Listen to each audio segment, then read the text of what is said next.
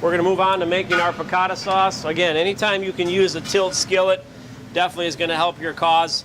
Much bigger surface area to brown and cook things in, much more even, consistent heat.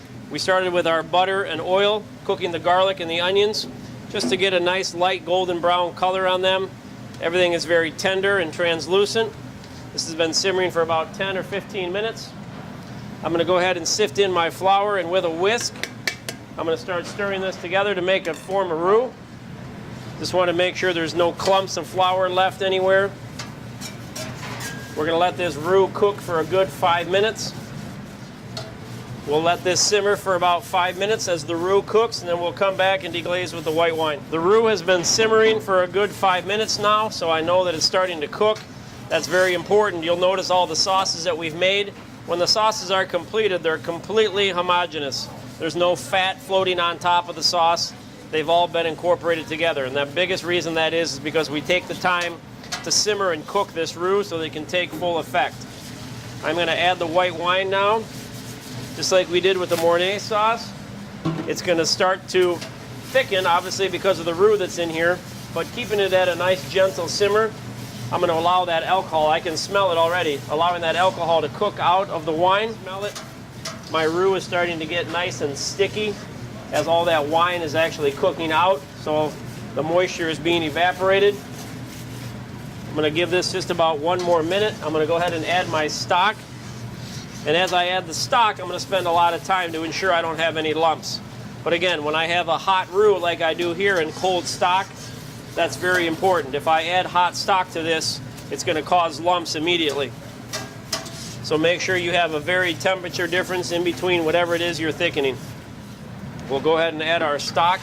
This is a combination of chicken stock and veal stock. Lemon juice, herbs,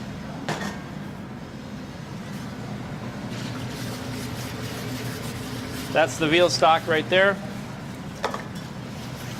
I'm just going to whisk this and make sure that there's no lumps as it comes to the simmer. So you can see it looks like it's a little bit clumpy right now, and that's very normal. So I'm just going to continue to whisk it to ensure I don't have any lumps.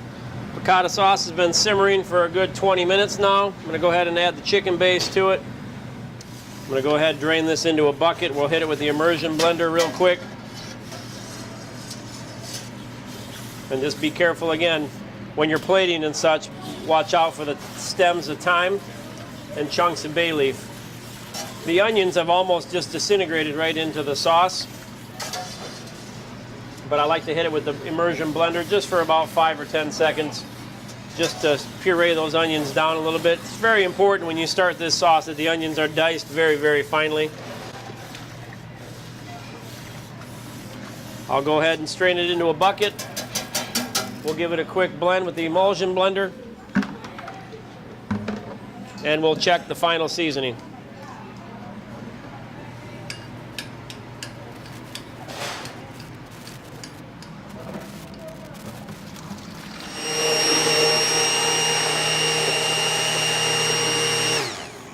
Just hit it very quickly with the immersion blender. I don't want to puree all the thyme and bay leaf because those will need to be picked out as you're ladling it up for service. Perfectly bound together. I'm just going to check the lemon and the salt.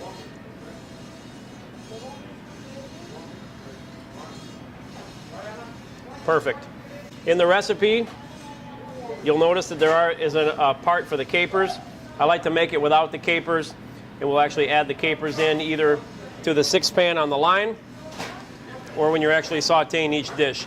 I like to leave the capers out, so as I'm sauteing the veal and sauteing the chicken, which we'll discuss when we get to that point in the menu when we're cooking the chicken and the veal piccata, I like to just pan roast the capers in the oil with the protein, then we'll finish it with the sauce. Perfect.